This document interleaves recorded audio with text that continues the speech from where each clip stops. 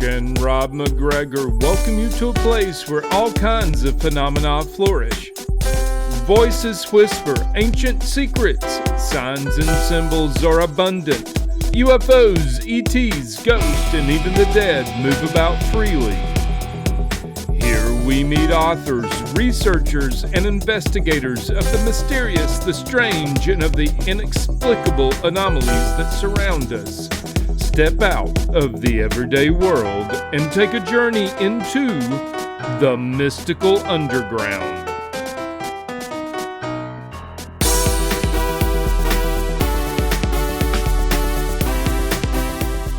Welcome to the Mystical Underground. Thank you for joining us. This is Rob McGregor and Trish McGregor. and our producer and tech magician, John Posey. You can go to themysticalunderground.com where we make regular blog posts and where you can find out about our books. Among them are Phenomena, Harnessing Your Psychic Abilities, The Secrets of Spirit Communication, Sensing the Future, and Aliens in the Backyard. Our latest book is called Mind-Blowing Synchronicities, the latest science, stories, and research. Trish's latest novel, White Crows. Rob's most recent novel is called Tulpas, the story of the mysterious beings created through deep meditation. If you're watching us on YouTube, we would appreciate it if you would take a second to click the like, subscribe, and notification buttons so you never miss an episode. If you prefer to listen to the show, it is available wherever you listen to podcasts. Please subscribe there. Okay, Mark Anthony is known as the psychic lawyer. I've never met a psychic lawyer. So this is unique for me. He's a fourth-generation psychic medium who communicates with spirits.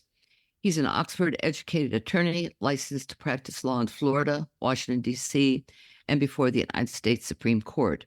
Mark was named a notable graduate by the Arthur Findlay College of Psychic Science.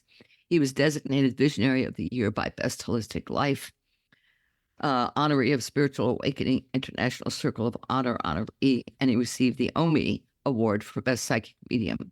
He co-hosts the live stream show The Psychic in the Dock on Transformation Network, voted Best Radio Show of the Year 2024 and 2025 by Best Holistic Life. Mark is the author of 3 best-selling books. His latest, The Afterlife Frequency, has won multiple awards, ranked as one of the top books about faith, and was up for a Pulitzer. His other best-selling books are Never Letting Go and Evidence of Eternity. He's also a VIP executive contributor for Best Holistic Life magazine. Welcome, Mark. Welcome, Mark. Well, thank you, Trish. Thank you, Rob. It's great to be here. Yeah. And I want everybody who looks at this to see your back wall. It's fascinating. Yeah.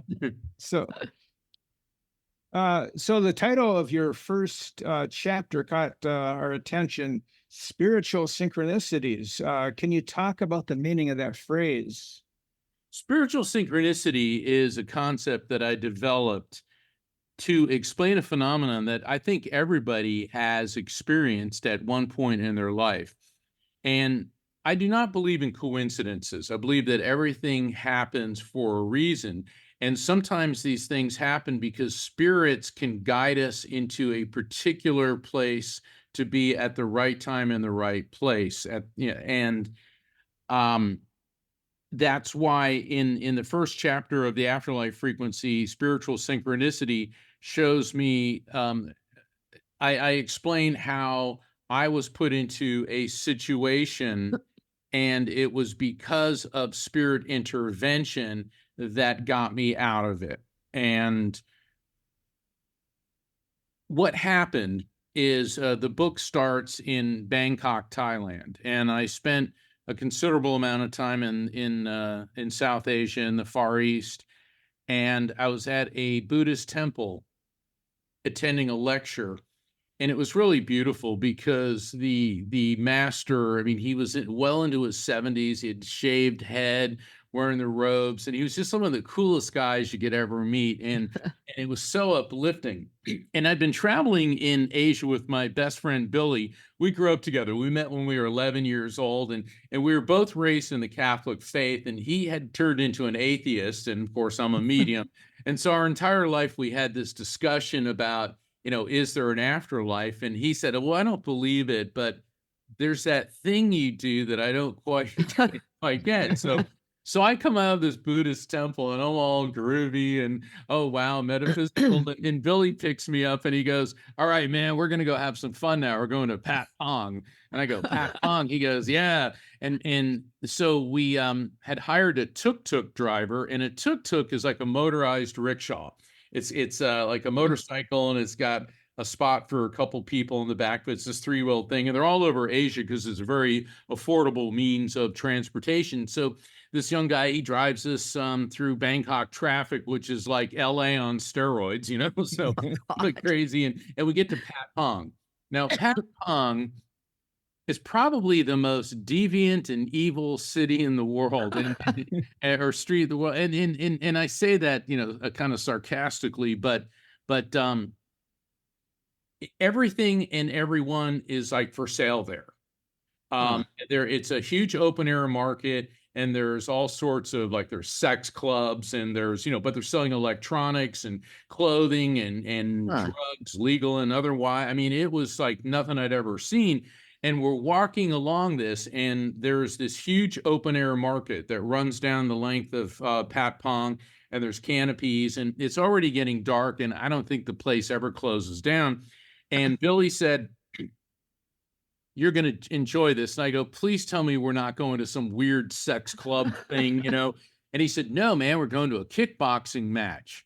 And so we go to this kickboxing match, and I'm a real shutterbug. So I've got my camera, and he tells the people, because he spoke Thai, he told them I was a photographer from Time magazine. So they put us right up in front.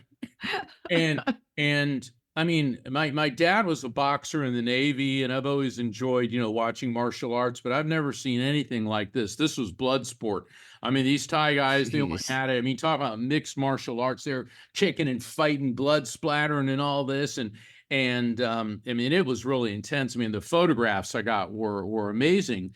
And then on the halftime, this guy goes into the ring with a cobra. And there's he throws this cobra, and the cobra's up trying to strike him, me smacking it and all this. And I'm like, and I got, hold on. I'll show you. Hold on. A cobra.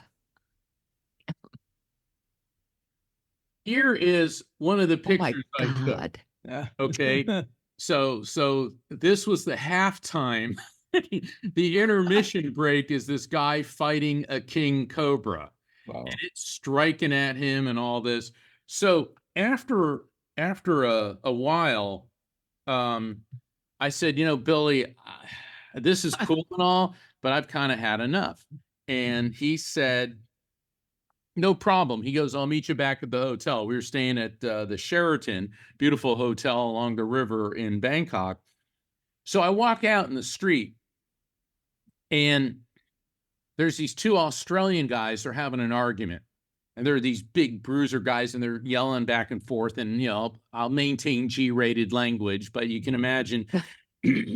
And there was a small Thai woman in between them, and they were screaming and yelling at each other. And one Australian takes a swing at the other one. Just as the Thai woman breaks in between, she goes, no, no, no. And he connects with the Thai woman, and she goes down. Oh, God. Now, the Thai people couldn't care less if two Farang, that's what they call foreigners, Farang, beat each other to death. But when one of them laid a hand on the Thai woman, and the other one says, you bleeding blank, blank, blank, you hit my blanker. Okay, so she was a lady for hire. And she goes down, and all of a sudden, all these Thai men jump on the Australians, and these guys are fighting back. And riot starts, and the crowd closes in around us. And I realized there's only 3 white people here. It's the 2 Australians and me. And now the police are running in, and they've all got automatic weapons. And I'm thinking, and I'm an attorney, and I know very well that there is no right to counsel, right to public defender, no innocent until proven guilty. And they're going to arrest every white person there, which is the 2 Australians and me. And all of a sudden, I remember seeing the spirit of my Aunt Marjorie. And I never met my Aunt Marjorie in this world. and we can talk about her in a bit if you'd like. But whenever I see her, it's like she always warns me of danger. And I remember, like, there was no way I could get out of there. And I started like praying. I said, God, I need a miracle and I need it right now. I mean, I was like, because I knew what was about to happen. Getting pulled to a Thai prison was not, something that it should happen to anybody. And all of a sudden, right up in front of me, this little kid appears. And he goes, Charlie, you come with me now. And that's what they call Americans, is Charlie. And he grabs me by the hand and he pulls me towards this table that was part of the outdoor market. And so we're on our hands and knees, and people are kicking me and calling me all kinds of names, like, kill him, the dirty farang, and all this. So we're climbing underneath this whole set of tables. It was about 50 feet long, and there's broken glass. I've got shards of glass in my hands. And he had this piece of junk tuk-tuk at the far end. And he goes, you pay now. And I remember what it is, this kid saw an opportunity and he took it. And I was real happy. And I pulled out $100 bill, and his eyes got so big because that's more money than the average Thai made in a year at the time. And I said, kid, get me out of here. So he goes, we go now, Charlie. So I jump in the back, cranks this thing up, and the police are like, get that one, get it. So the cops are running towards us. And he cranks this thing up and just goes right into the crowd, almost hits a cop. And we go zooming down Pat Pong out onto the main drag in Thailand, all right, and in Bangkok.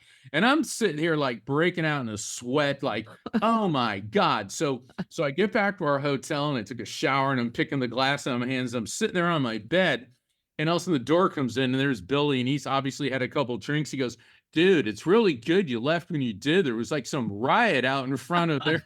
So I explained to him what happened. And I remember he said to me, wow, man, first you're like this psychic lawyer. Now you're like what? Indiana Jones in court round, and I'm laughing. It's like, I can't make this stuff up. I was about to say, by the way, Rob, this sounds like a chapter out of an Indiana Jones. Yeah, it does. Oh my God. Yeah, with the little kid. Yeah, coming to the rescue. It really was. And I mean, I couldn't believe it was happening. And Billy always surprised me because what he said, so you think that kid was there for you, huh? He goes, did it ever occur to you that you may have been there for him? You gave him enough money to feed his family for a year.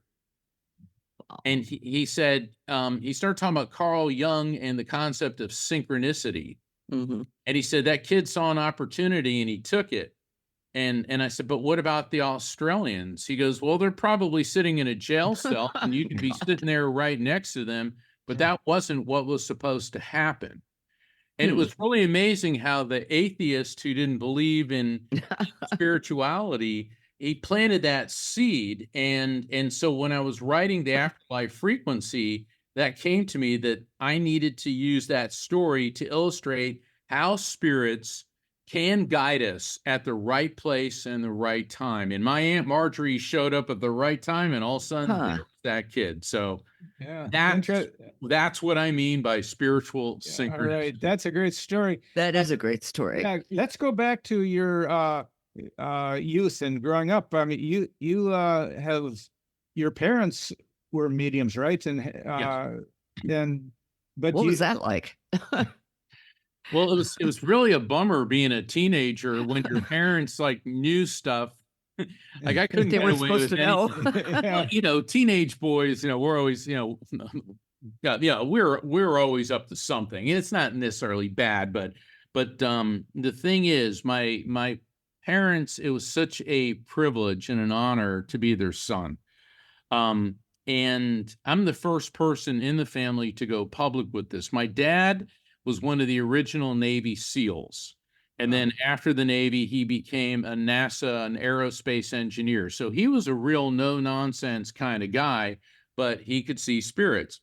And my mother was a commercial illustrator and artist, and she was a bit more open. She would talk about her abilities, where Dad was like, he didn't want to talk about it outside of the house.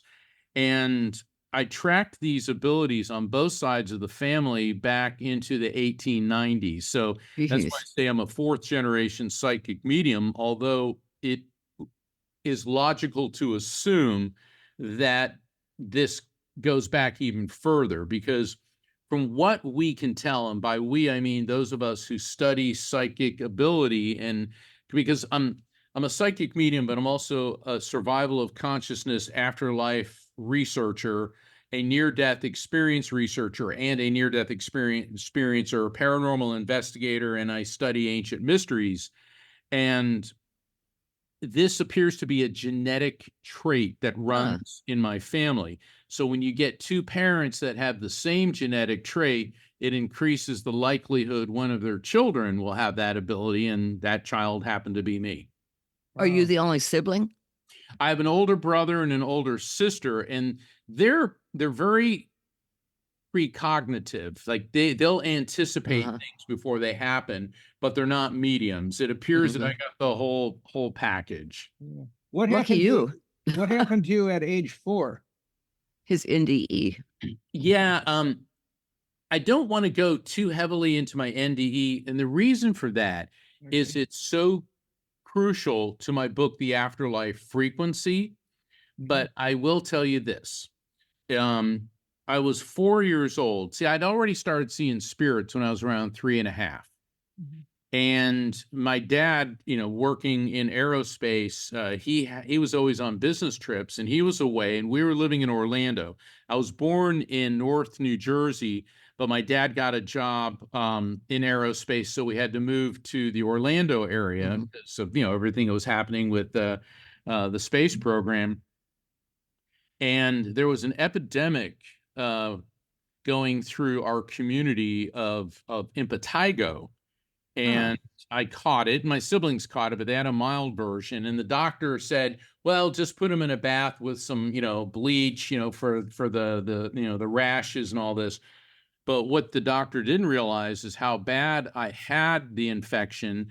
And all of a sudden, I went from just impetigo to developing septicemia, which is a Mhm. blood infection.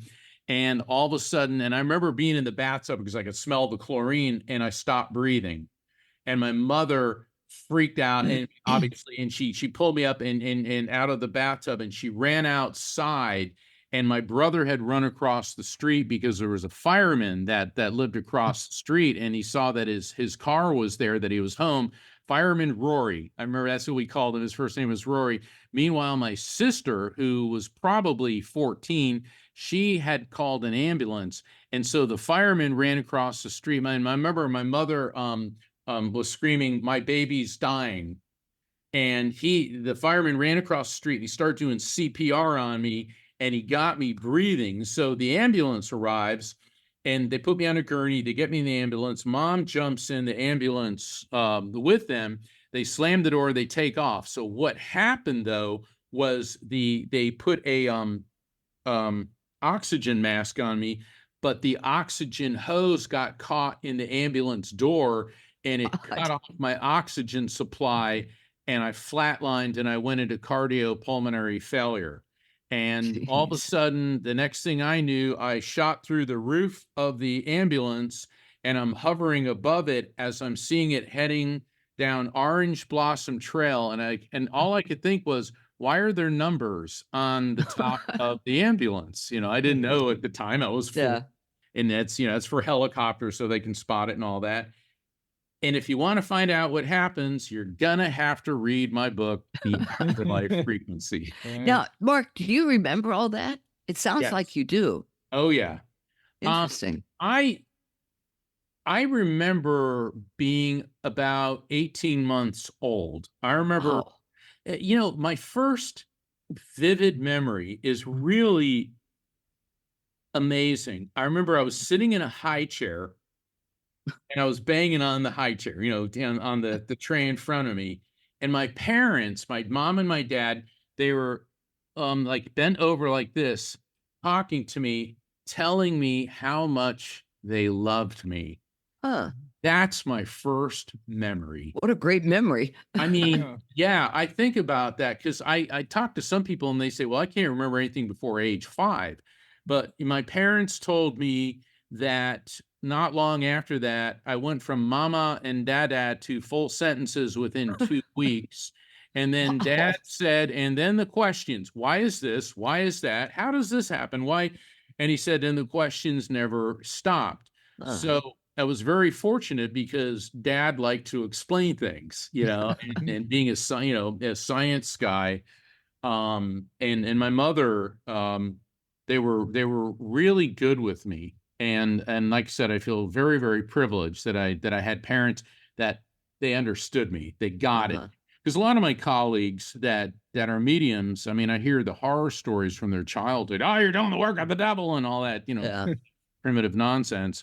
So anyway, so I hope that answers Huh. the question. Yeah, right. Yeah, that's fascinating. So I think one of the most fascinating stories you have in the book are about the hotshot firefighters and how and a shared near-death experience. I had never heard of shared near-death experiences before. Shared death experiences, yes. Yeah, this can you go into that one, because that is an incredible story.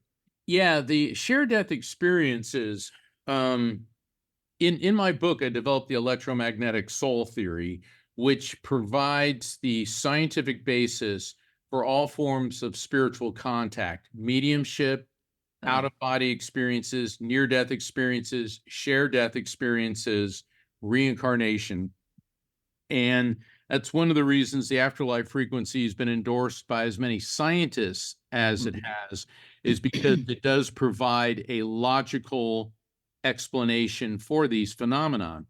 And one of the most amazing incidents we all hear about a near-death experience where somebody dies and their soul leaves their body. And in a near-death experience, what happens is, like it did with me, is you leave your body, your consciousness, the who and what you are, leaves your body, and you have what's known as veridical perception. Vertical perceptions in like 360 degrees. It's very accurate. Then there's the near-death experiences happen in stages. There's the separation from the body, the floating sensation. You can see and hear what's going on around you. Then there's the sensation of going through a tunnel. In some cultures, it's a path, but essentially it's the same concept, going into a light. And in the light, you will encounter people that you know who have passed. And then if you go to the next stage, you go to encounter the divine energy that, dare I say, is God. Does everybody get to that next stage? No, not everybody. That's why there's stages to NDEs. Think of a near-death experience as, here's your body and there's a rubber band, and you get so far and then wham, then you come back.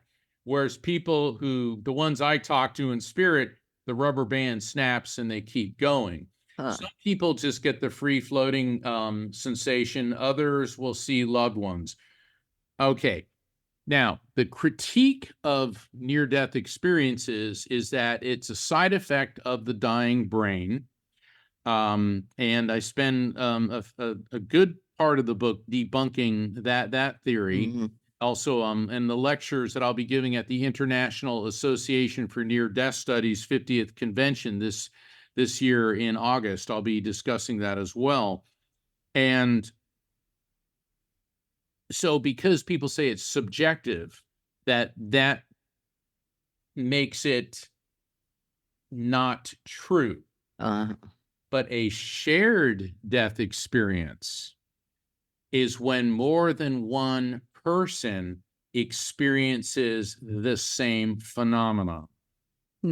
And we see this in deathbed visions when people who are transitioning and they start talking to people they know who died and people in close proximity. And it doesn't have to be just family members or friends, hospice workers, medical personnel will start seeing them too. Okay. And there's reasons for that. It's a frequency overlap. But one of the most incredible, amazing examples of a shared death experience was the hotshots. Now, hotshots are specially trained firefighters. They're the special forces of firefighters. and hotshot teams. There are about a dozen men and women now who will be brought to really, really intense situations. Like recently with the fires in LA that were at, they'll bring the hotshots. And this one team of hotshots was brought to a mountain fire. And the problem with mountains is that wind and weather conditions change really quickly. Also, when there's a fire, fires, of course, need oxygen. So they start creating a vortex that sucks in the wind and they create this major wind. Mm-hmm. So there was about a half a dozen, there was about a dozen of the hotshots, and they're on this mountain, and all of a sudden the wind shifted and the fire started coming at them, and it was moving like 100 miles an hour.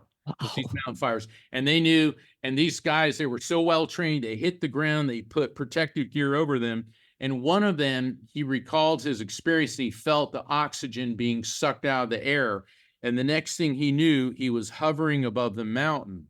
And he looked around and he saw all the other hot shots with him. And there was one of them, his name was Jose. And Jose had been born with a deformed foot. And Jose said, my foot is all right. And all the other hot shots were saying, whoa, Jose, man, you don't have a deformed foot. And the next thing this guy knows is he's encountering his great grandfather who passed. And they had a discussion, and he said, you have to go back. And he said, well, I don't want to go back. He goes, you have to go back. Next thing he knows, he's back in his body, and he said he felt absolutely horrible, like he'd been beat up to all, and he pulls the protective gear, the blanket, the fire-resistant blanket, and then he looks up, and all of his fellow firefighters, hotshots, are doing the same thing. And then they all converged together, and then they started talking about it, and they're like, what just happened? Okay. So here we have some extremely credible experiencers. And I think this takes it's just a side effect of the dying. Right. And I think that torpedoes that argument. Yeah, that's incredible story. Well, when you think about it, I mean, NDE studies have really made incredible strides since Raymond Moody. Yes, his book was 1971, I think. 74. 74. 74, and then IANS was formed in 1975. Mm-hmm. That's why this year is the 50th anniversary of the founding of the International Association for Near-Death Studies. Have you had the pleasure of interviewing Dr. Moody? No, I'd love to. I was going to ask, you've met him, right? Oh, yeah, I know him. He endorsed my second book, Evidence of Eternity. He is the nicest man. Dr. Moody is an exceptional human being. He was a child prodigy. I mean, he had his PhD, I think at the time he was 21. I mean, he's just absolutely brilliant. And he started seeing that for thousands of years. There have been stories of people who died, and then they came back to life with these tales of going through a tunnel, seeing a light, deceased loved ones. And these resurrections mystified religious leaders and physicians for thousands of years. So he was the first scientist to apply the scientific method of objective observation to this phenomenon, and he developed the term near-death experience, right. NDE. So 50 years later, we've made tremendous strides. Did you tell him about the firebots? About this group of firemen who hotshots? Yes, the hotshots. Oh, Dr. Moody, he knows about that. Okay. Oh yeah, we all know about that. Everybody in the near-death experience research world, like my friend and colleague, Dr. Jeffrey Long, he developed the Near-Death Experience Research Foundation, NDERF, which is a sister organization to IANS. And Dr. Long, he's another person you should interview. Fascinating. He does a great interview. Okay. And he hasn't had a near-death experience, but he's an oncologist. And he started seeing things that defied any scientific or medical explanation. People that should have died, and then came back with these stories. So what he did is he developed the largest database in the world for physicians and experiencers to upload their Huh. and what's fascinating is that near-death experiences, there's about 10 different factors where there's similarities, and it doesn't matter on the person's gender, their religious affiliation, whether or not they're atheists. Because people tend to think, oh, well, near-death experiences have to have a religious background. No, there are reports not only from the US and Europe, but also Central and South America, Africa, all throughout Asia, Iran, even North Korea and communist China. Doctors Jeez. are adding near-death experiences to this database. So physicians and scientists worldwide have been documenting this phenomenon. Yeah, I think that hospitals are one place where it's obviously near-death experiences take place. I'm thinking of one story, you've probably heard of it, where I think she was a Latina woman, was left her body during surgery, moved up to the ceiling and then out through the ceiling, and was moving around the corridors and saw a tennis shoe, a sneaker, Oh yeah. on a ledge outside blue of a sneaker. window. Her Yeah, name right. is Kimberly Clark Sharp, and she's a friend of mine. Okay, Oh, wow. all right. Yeah. Yeah, I met her at the near-death experience, and I remember I was given a lecture one year about the blue sneaker, and then at the next science conference, she gave me a blue sneaker. She's Oh, wow, great. That should be on your wall. I know it should be. It should be on the wall.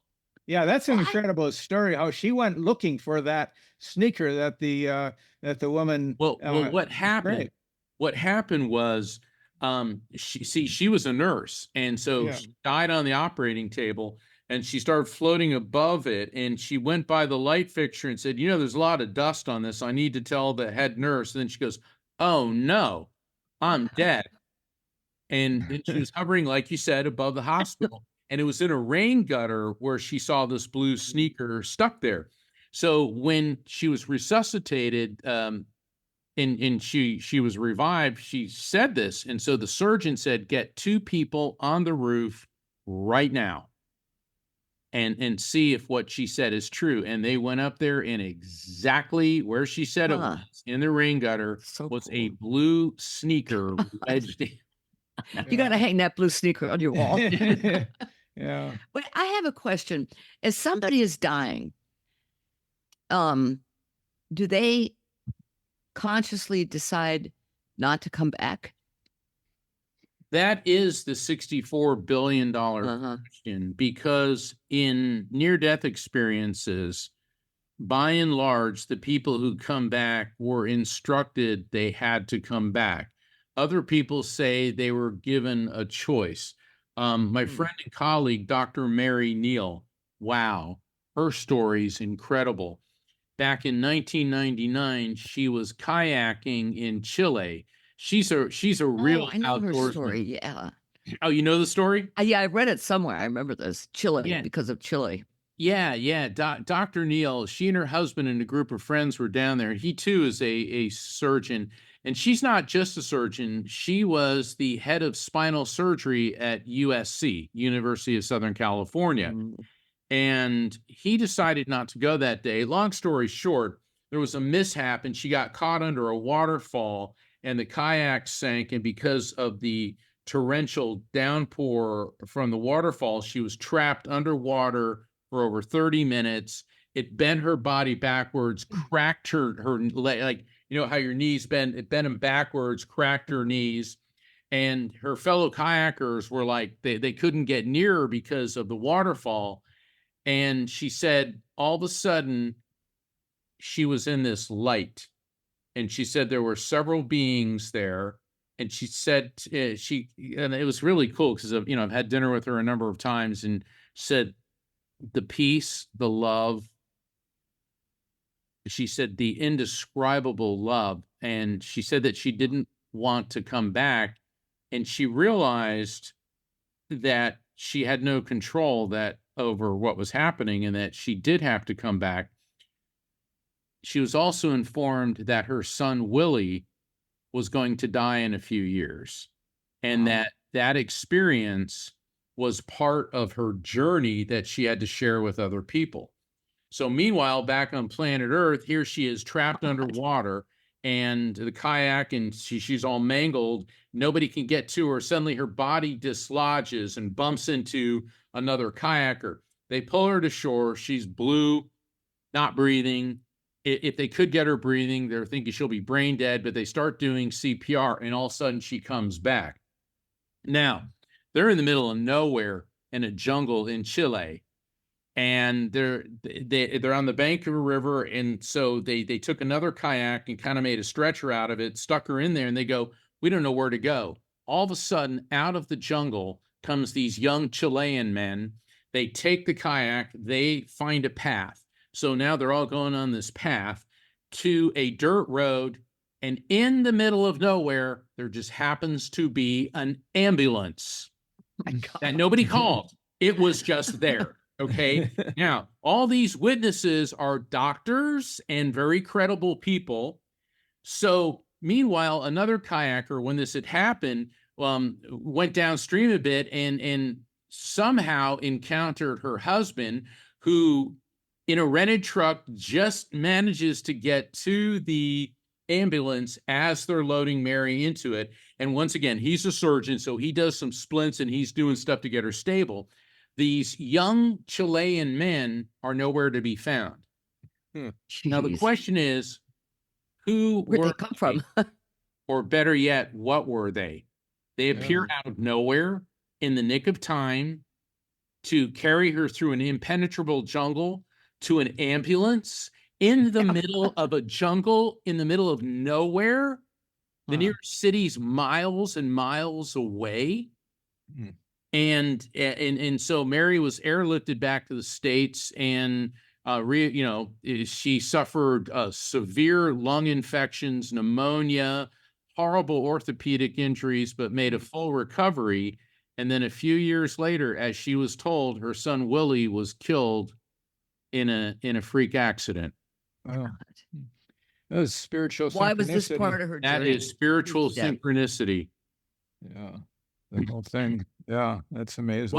Why was the son's... Oh, sorry, go ahead. Why was this? No, I'm just curious. Why was the son's death part of her journey? What? I mean, all the things you have to experience. Well, she and I were both speakers at Helping Parents Heal last year, their annual biannual convention, and she's sharing her insights on the afterlife to parents who've lost children. And let me tell you, Mary is brilliant, and she's very skeptical. And so I was very, very humbled and honored when she said, I want you to do a reading for me. She goes, because I've never really believed in mediums. So she was visiting the Orlando area, and my manager, Rocky, invited her to stay with her. And she's doing a podcast, and she wanted to interview me. And I said, all right, well, I'll do a reading after we do the interview. And the morning of the reading, I snap awake at 5 a.m. and I hear a young man's voice say, give the heart-shaped piece of tiger's eye to my mother. I'm like, so I get up, and in the chest behind me, I remember, I don't know how I ever got it, but there's this heart-shaped piece of tiger's eye, and I found it in there. I hadn't touched it or even thought about it in years. And when I do readings, spirits will come through and they give you certain symbols and certain pieces of information. And for example, if a spirit comes through and shows me an emerald, that could mean a piece of jewelry with emeralds in it, but emeralds are the birthstone for the month of May. So that can mean a significant birth, death, anniversary, or event within the month of May. Well, topaz is the birthstone for November, but for some reason, for some years now, I don't get topaz, I get tiger's eye to mean November. Okay. And I'm like, all right, why is that? So I get to where Mary is. And I said, Mary, and I held up the piece of tiger's eye. So this is a heart-shaped piece of tiger's eye. And I explained to her, for some reason, it means November to me. And I heard your son's voice say, give this heart, this tiger's eye heart, to my mother. And she looks me right in the eye and said, his birthday was in November. Oh God. Oh. That's incredible. Spiritual synchronicity. Synchronicity. Did it look anything like this? Yeah, very much so, except it had like the brown and yellow stripes on it. Right. Yeah. This Tiger's isn't eye. tiger's eye. Yeah. Yeah. Heart shape. Yeah. Since you're from the Orlando area, you live there, do you know about Casadega? Oh, yeah. Okay. Yeah. You belong there. Well, Be at home there.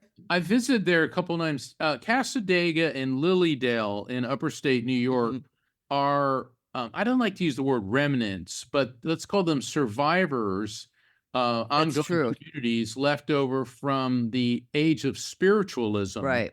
which flourished in the Victorian era. Uh-huh.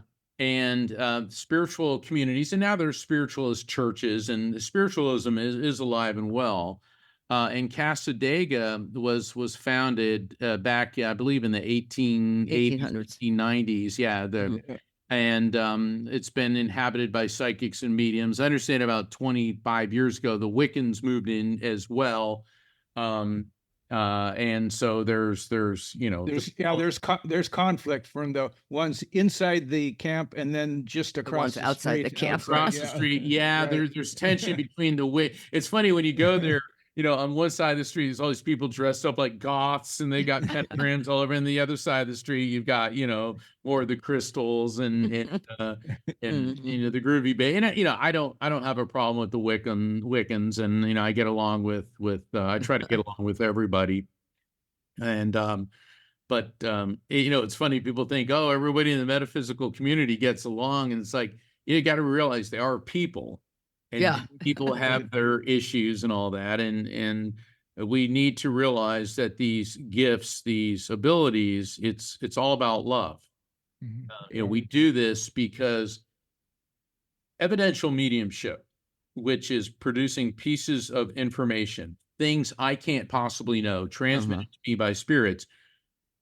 One of the points of evidential mediumship is to provide proof and evidence of the continuity of life beyond the physical. Right. I mean, things that come through that I could not possibly know, to guarantee the authenticity of the contact. I mean, anyone can say, oh, your grandmother's here and she loves you.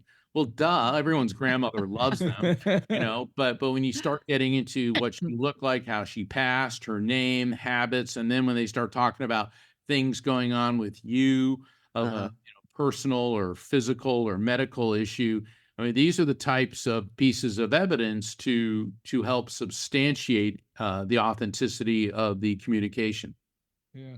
I think that I had a spiritual synchronicity when my sister died, which was 2 years ago. It was unexpected. She was younger than me. I was supposed to go first, but I didn't. So I'm sitting out in the porch of her house in Marietta, Georgia, with our dog. And I look up and there is a hummingbird. I kid you not, right in my face, so close I could see its eyes. I said, Mary? And then it flew off. And I realized I had just seen her archetype, that's her archetype for life after death. And so she had a son who was a tattoo artist. So I now have a hummingbird tattoo. Awesome. Everybody in the family got one, but those kind of things, when they happen, they're shocking and comforting. That's what I call a frequency beacon. A frequency beacon, think of like a three-dimensional spider web, and everyone that you love, both on planet Earth or in spirit, connected by spider web. Now, how do spider webs work? They work through vibration. And so when you're thinking about or grieving your sister, you're sending a vibration. Her spirit picks up on that and it will draw her to you.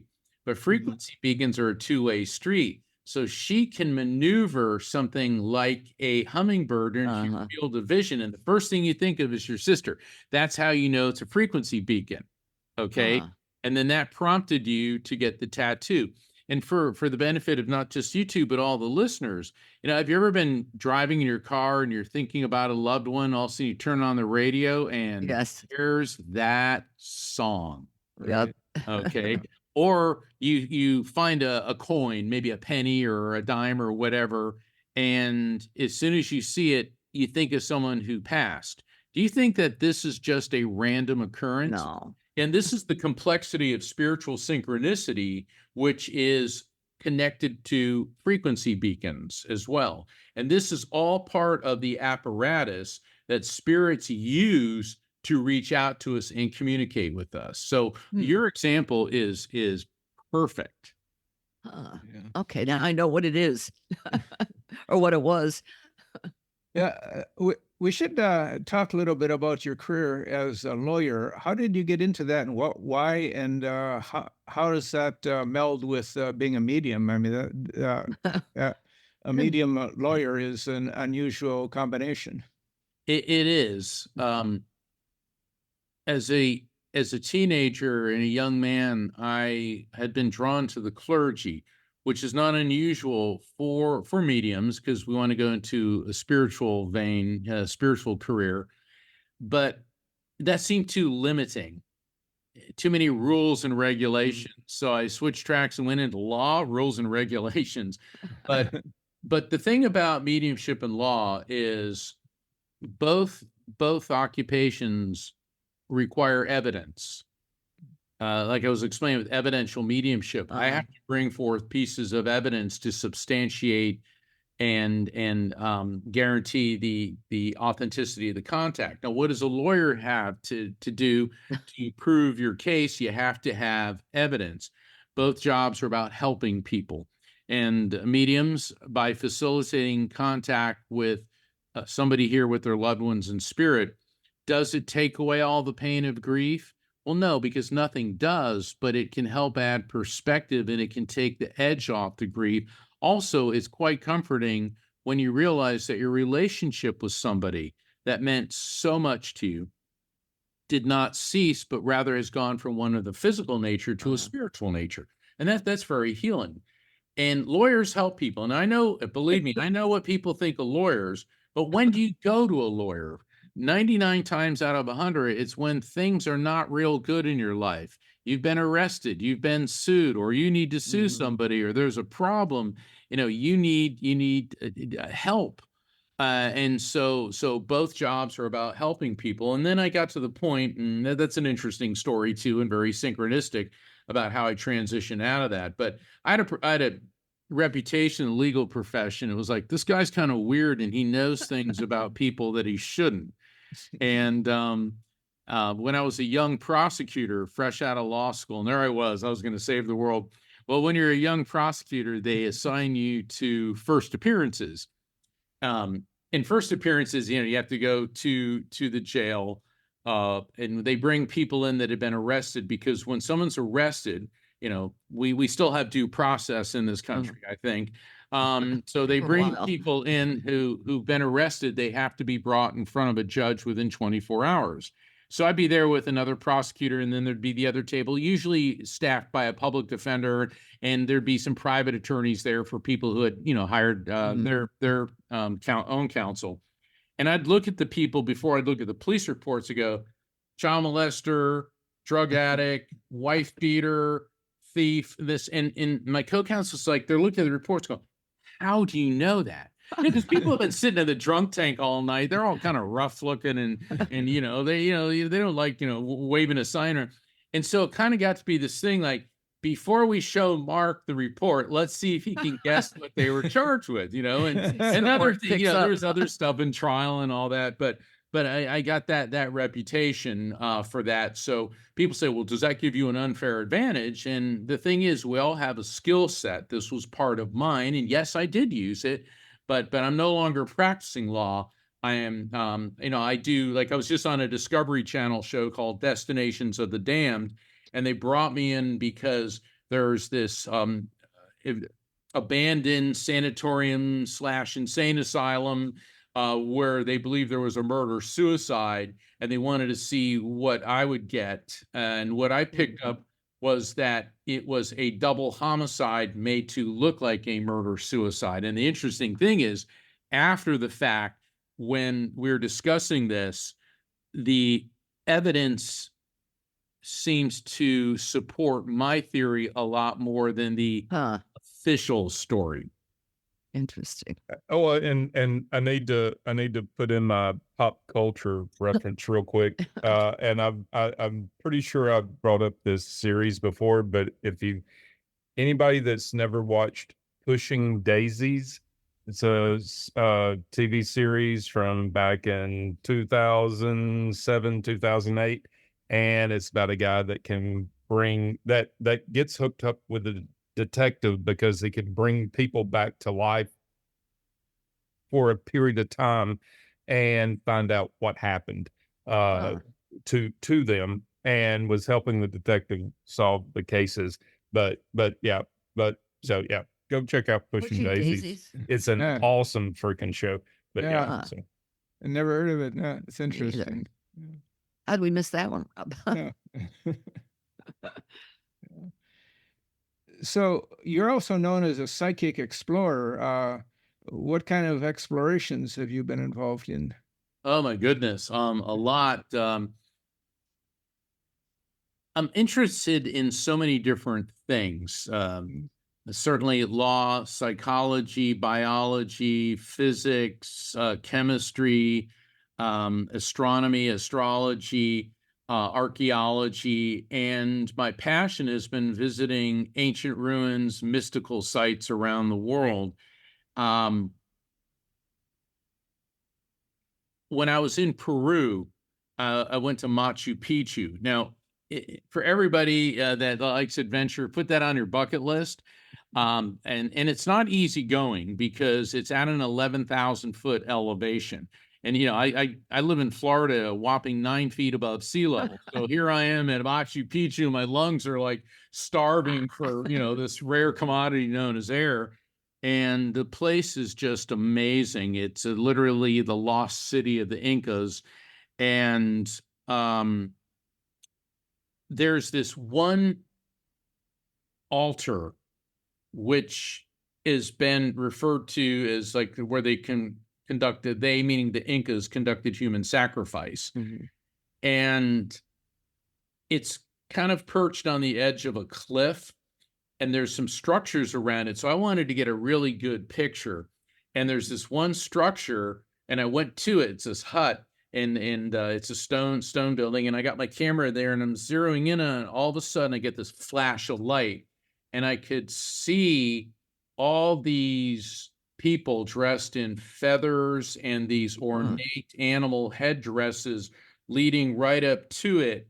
And all of a sudden, I realized I was feeling that I was this young woman who was about to be led there for the sacrifice, and what a tremendous honor it was. And then it ended. And I'm like, whoa. Okay, now I'm used to weird stuff happening to me, but this one kind of took the cake that day. And I remember I had to go sit down, and what I experienced is what's known as psychometry. Mm-hmm. And psychometry is where you discern information from the vibrational energy of a person, place, or thing. And that's the main difference between psychic and mediumistic ability. A psychic reading is where you tune into the energy of a person, place, or thing and discern things going on with that person, potentially future events. Mediumship is where you tune into the energy of a third party, meaning a spirit. So what had happened was I picked up for just a few seconds on the residual energy echo of what had happened there over 5 centuries ago. And it was really fascinating and kind of overwhelming. I've experienced similar phenomenon at Dachau concentration camp in Germany, which was really intense. At a site in Hawaii, certainly at Ground Zero 9/11, of course with Discovery Channel, and then there's several other sites at places I've been to around the world. There's another place in Peru you should go to. It's called Marcahuasi. It's at 14,000 feet. There's nothing there on the top. You have to either go by burro or donkey or helicopter, and all the rocks there are shaped like animals, and nobody knows how they got there. Whether Were they're they- whether they're carved or natural, it's Yeah, a it's friend an of ours wrote open a book question. about Yeah, Markawasi, but that's the Yeah. kind of place where you, as a medium, would probably have a field day. Oh, Peru was just Yeah, Peru's great. incredible. Yeah, Peru in many ways is as mysterious as Egypt. And the funny thing is, I do so much work with Egyptology and ancient mysteries in Egypt, and I've yet to be there. And people are like, why haven't you been to Egypt? And the thing is, every time I plan a trip to Egypt, something happens to prevent me from going. That's interesting. It is real interesting. So I figure when I plan one and then nothing blocks me, that's when I'm supposed to go. Yeah. yeah. You should also go to Ecuador. That's another really fascinating country. Very mystical. Yeah. And Yeah. high. So I hiked the Inca Trail to Machu Picchu back in the 80s and mid 80s, and it was kind of interesting because we got off the train at, I can't remember what kilometer, and I ended up with two Israeli guys and a Lebanese guy, and so we spent a couple days together, and we finally hiked or camped right above Machu Picchu, and it's quite an experience there right at sunset. But the problem is these guys, the Israelis and the Lebanese, were fighting the Mideast war, and I'm trying to get into what we're about to witness there. But so anyhow, in the morning, just after sunset, we walked down. We didn't have to pay or anything. We're the only ones in the city itself, and it was just an incredible experience. But I almost died though leaving that place because on a train, the train was very crowded. Taking the train back to Cusco, and I had a backpack on my hooked on me. And I was actually hanging on the outside of the train, and it was so crowded. And then there was somebody yelled thief, thief. So there was a lot of congestion, some trying to stop this guy from stealing stuff from other people. And I'm just hanging on there. And suddenly a hand comes out of nowhere, grabs me and pulls me in. And just that seconds later, we go under a tunnel that's very close to the train, and I would have been creamed by that, crushed by the So tunnel. you had your spiritual intervention. Yeah. Yeah, spirit intervention is that could have been a human hand. Somebody could have motivated to do that. Sure. And sometimes there's people who at the last second say they've been pulled out of the way of something. And people say, well, I'd like to experience that. It's like, okay, do not test that theory. If it's going to happen, it's going to happen. But always be very mindful where you're at. I'm glad you said, like, with the Israeli and the Lebanese guy. See, they were all given an opportunity to put their differences aside and instead revel in the spiritual and mystical place that they were at. And it was their choice to focus on ego, because where they were, that conflict did not exist. Yes, it exists over in the Middle East, but it's time to let that go. And that's the problem with this world. I think Jimi Hendrix, the great guitar rock icon, said, when the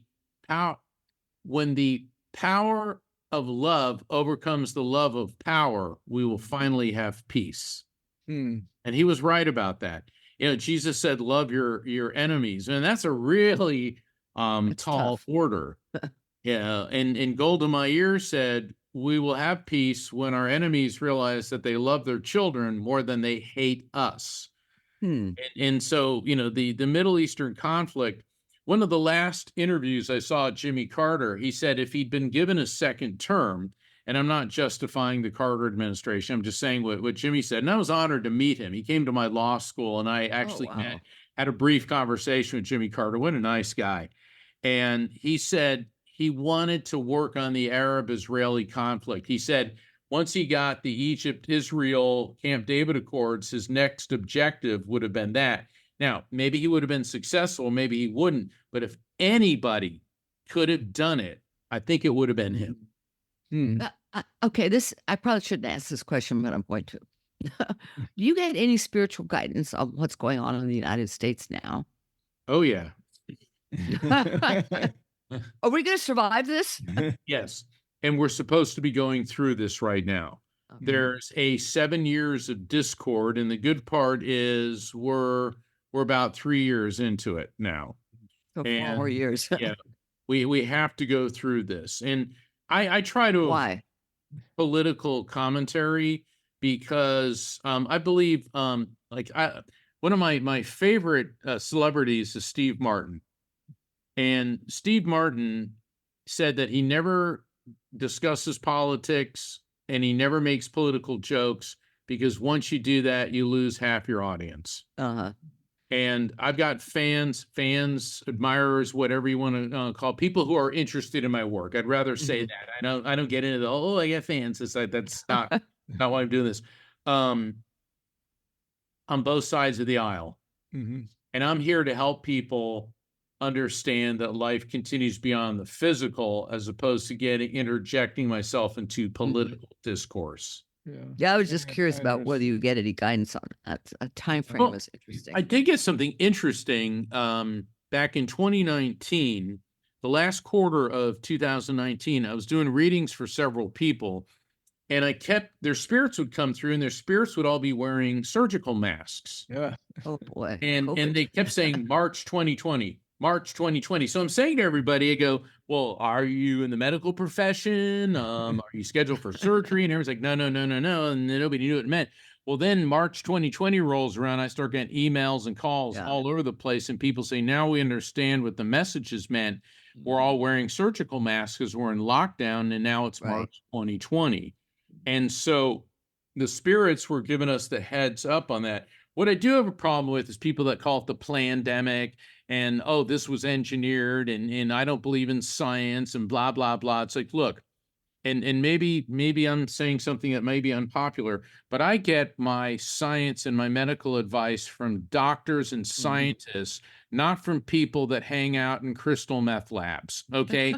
So their science is a gift from God. I believe, as Nikola Tesla did, that what one person calls God, another calls the laws of physics. I believe that people who have dedicated their lives to studying science and biology and microbiology and chemistry, that we need to listen to them and respect them.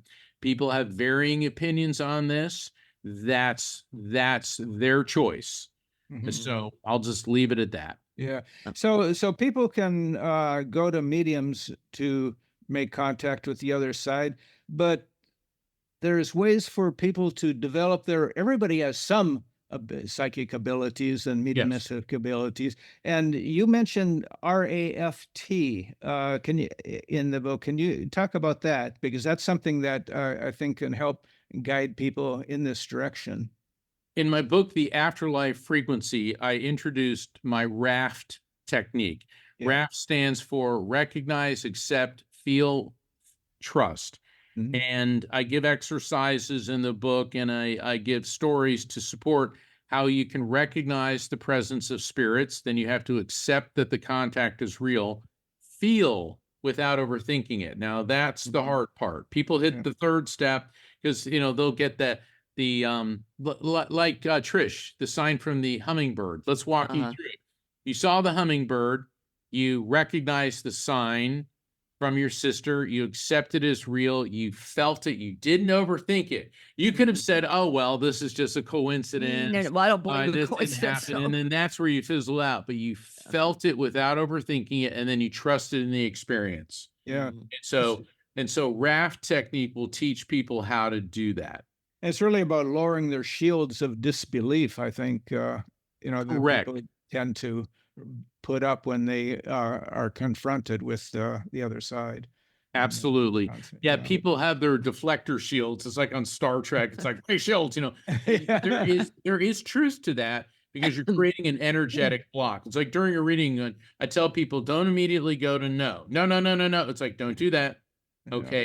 Think about when you ask somebody for something, you say no, as opposed to let me think about it. It's the same thing with spirits. Also, things that spirits bring up may not make sense because they haven't happened yet. Like in the readings where I kept seeing people with masks and they're saying March 2020, and people are like, well, no, that doesn't make sense. How about it doesn't make sense at this time? Yet. Yeah. Well, it's funny when that hummingbird thing happened. I knew what it was, and I went tearing into the house. And I said, Mary was here. She's a hummingbird. And everybody said, I want a tattoo. So that's how the whole thing developed. Yeah. Well, it's a way of honoring her. And when you look at the tattoo, what do you think of? Her. Mary. Yeah, exactly. Yeah. And now I've got her 2 cats. Yeah. So, Mark, we're coming to the end of our show. I'd like to invite everyone to visit my website, which is afterlifefrequency.com, just like my latest book, The Afterlifefrequency.com. And I invite you to sign up for my newsletter, go to my calendar of events. I'm going to be on a whole U.S. tour, plus I do a number of events online, including spirit communication and light circles, which are limited to 6 people, so everyone is guaranteed a connection with their loved ones in spirit. And every Thursday at 7 p.m. Eastern, 4 p.m. Pacific, I co-host The Psychic in the Dock. And people call in, and I do readings for them in conjunction with my co-host, Dr. Pat Basile, world-renowned behavioral psychologist. Yeah, he helps you understand what the readings are, so you can find out about all of that at afterlifefrequency.com. I've listened to your podcast, several of them, and it's very interesting. People calling in, you get good hits on them often, and she has some good comments too. It's very fascinating that. Well, the way we started this show, I was on tour and I was in Seattle, and she hosts the Dr. Pat Show, which she still does. It's won a number of awards, and I was in the studio, and we had a woman call in. Her son had passed. I made a connection for her with her son, and her son basically told her, "Don't do it. Don't kill yourself." And she started crying, and she was contemplating taking her own life. And then Dr. Pat chimed in, and the two of us literally talked her off the ledge. Dr. Pat got her in touch with the suicide prevention hotline. And when the show was done, we sat down, my manager, Rocky, and I, we sat down, we're having a cup of tea, and Dr. Pat said, "We need to do something." She goes, "That was really something." And then right after that, the pandemic hit, and then Dr. Pat contacted us and said, "I have an idea." And that's great. Yeah, and now we're like 4 years into it, and we won Best Radio Show 2 years in a row. So I'm very honored for that. That's great. Yeah, I enjoy listening to them. Has she had an NDE? Dr. Pat? I do not believe that she has. My manager, Rocky, has actually. Yeah, she was on an operating table a couple years ago, and she went into pulmonary failure. And she said all of a sudden she was walking through this garden, and she goes, "Oh, this can't be a near-death experience because Mark always talks about this." And then she said, "Wait a second, why am I in this garden?" Thanks. Okay. Thanks so much. Yeah. All right, Thank you. And I'll send you the link when it comes out. All right, God bless. Have a great night. Appreciate it. Yeah. All right. Yeah, I know. Thanks for joining the Mystical Underground. Visit www.themysticalunderground.com for the latest blog post and book info. Subscribe to the podcast on Apple Podcasts, Spotify, Stitcher, Google Podcasts, or your favorite podcast app. Listen to the podcast at podcast.themysticalunderground.com. Follow Trish and Rob on Instagram at Trish and Rob McGregor. Follow us on Twitter at The Mystic Cast. Send email to podcast@themysticalunderground.com. And until next week, thank you for listening and stay mystical.